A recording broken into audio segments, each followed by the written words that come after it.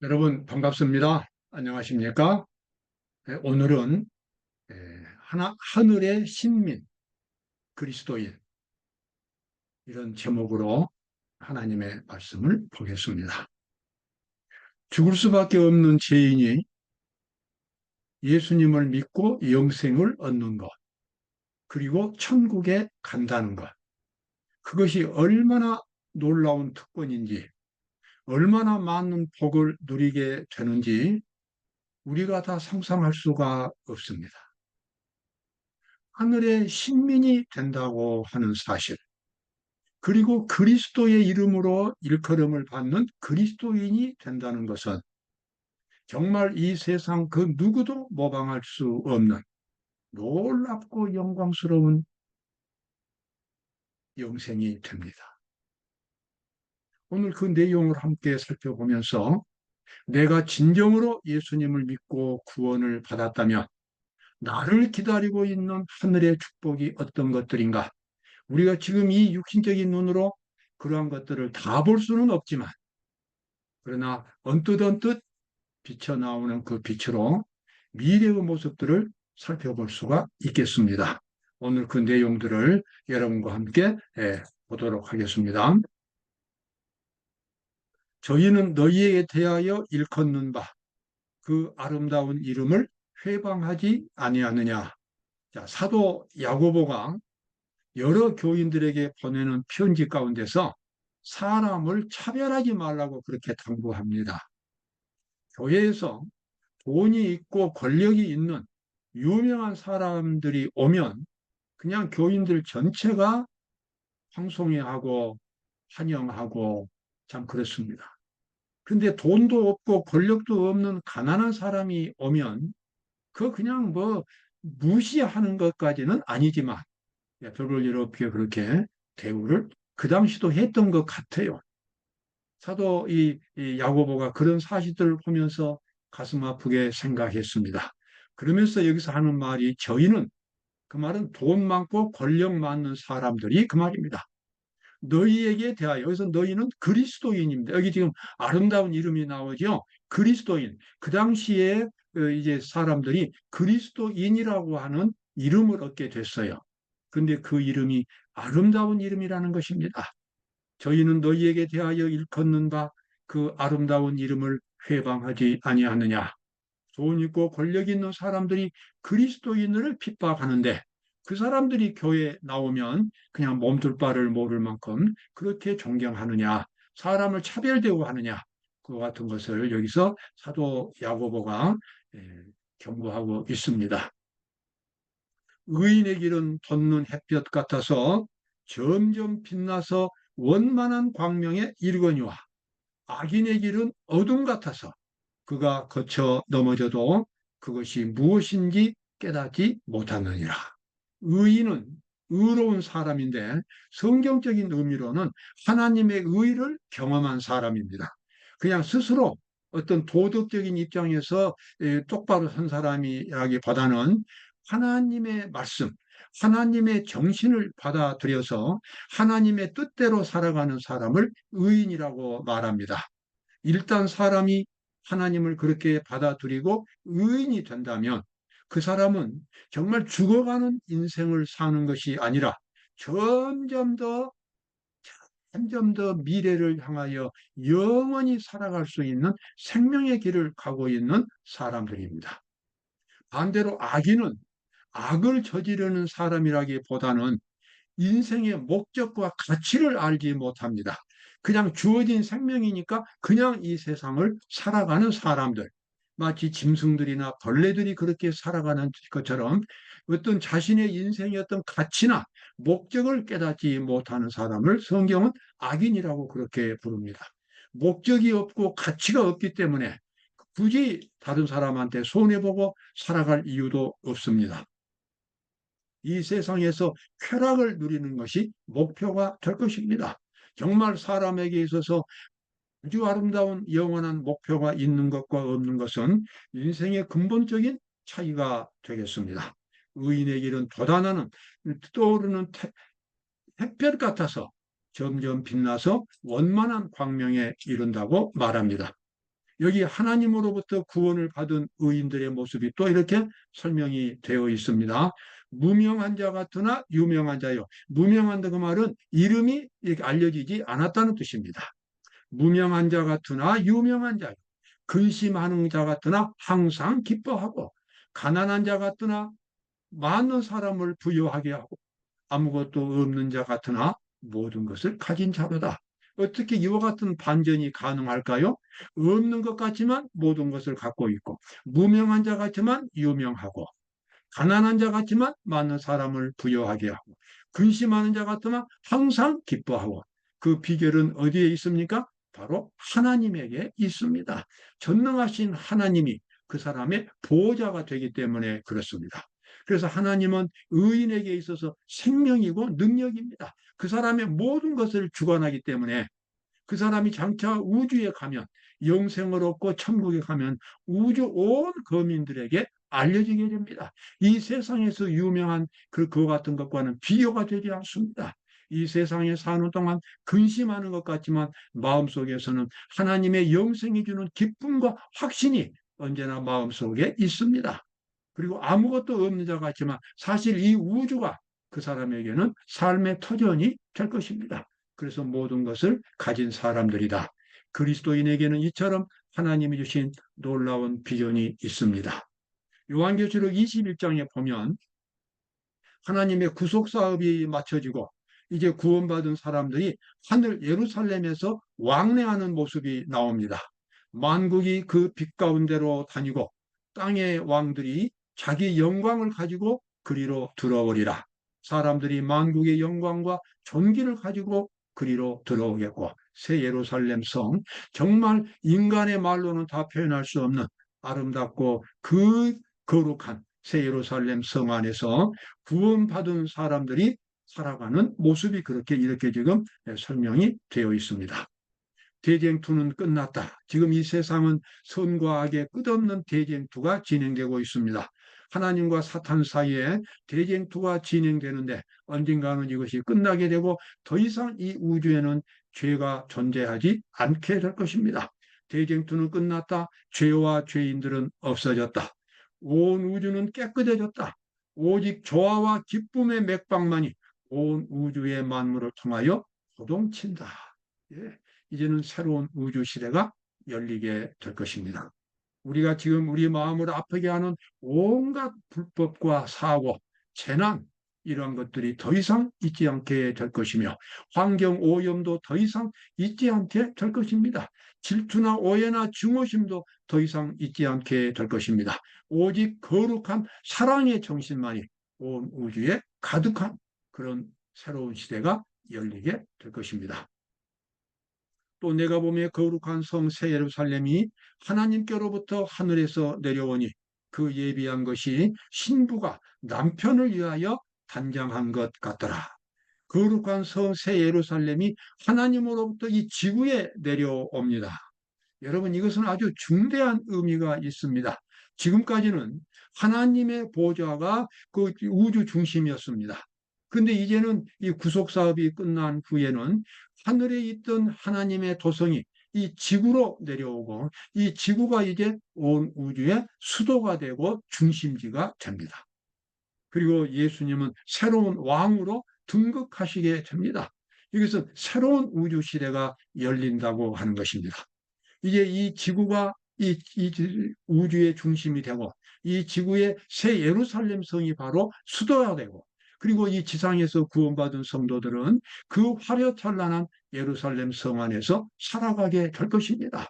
정말 죄로부터 구원받은 사람들이 누릴 수 있는 그 행복과 영광은 지금 우리가 다 말로 표현할 길이 없습니다. 거룩한 성, 그 나라의 수도요. 영어에는 캐피탈로 나옵니다. 그 나라의 수도요 대표인 새 예루살렘은 신부, 곧 어린 양의 아내라고 불리거든요. 남편과 아내, 어린 양은 예수님입니다.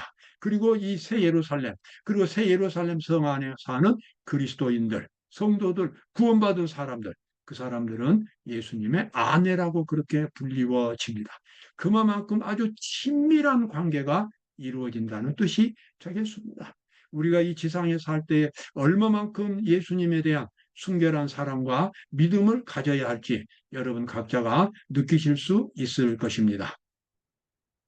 그래서 이제 그리스도 예수 안에서 전부터 바라던 우리로 그의 영광의 찬송이 되게 하려 하심이니라. 구원받은 성도들은 이제 우주 안에서 정말 끝없이 찬양의 대상이 될 것입니다. 수많은 우주 거민들이 우러러 보게 될 것입니다. 이 세상 대부분의 사람들이 죄 가운데서 구원받지 못하고 죽었는데 이 세상에 살면서 그리스도의 진리를 깨달았고 하나님의 율법에 순종하게 되었고 그리고 죄된 자가 십자가에 못 박혔고 그리스도의 정신으로 승리한 믿음의 용사들, 그 사람들은 우주 거민들이 또는 천사들이 언제나 우러러보는 이 우주의 위인들이 될 것입니다. 이제 새로운 시대가 열리면 참 그때는 지금 상상할 수 없는 그런 시대가 열립니다. 모든 능력과 재간은 증가되고 발달된다. 지식을 얻는데 두뇌가 피로해지거나 정력이 소모되는 일은 없다. 가장 큰 기도도 실행되고 가장 고상한 포부도 성취된다. 정말 이것이 어떻게 이런 일들이 가능할는지 지금 우리로서는 다 상상이 안 되지만 분명히 하나님의 진리의 말씀은 이러한 것들을 약속해 주고 있습니다. 가장 높은 희망도 실현될 것이다. 그러나 여전히 정복해야 할 새로운 높은 봉우리, 경탄할 수밖에 없는 새로운 경위, 이해해야 할 새로운 진리, 마음과 몸과 영의 능력을 다 기울이게 하는 새로운 연구 대상들이 끝없이 나타나서 자기가 연구하고 싶은 것을 또 연구하게 될 것입니다. 자기가 하고 싶은 일을 또 끝없이 할 수 있게 될 것입니다. 아무리 연구해도 끝없이 펼쳐지는 새로운 우주 세계 속에서 구원받은 성도들은 정말로 이 지상에서는 상상도 못했던 그러한 삶을, 영광스러운 삶을 살아가게 될 것입니다.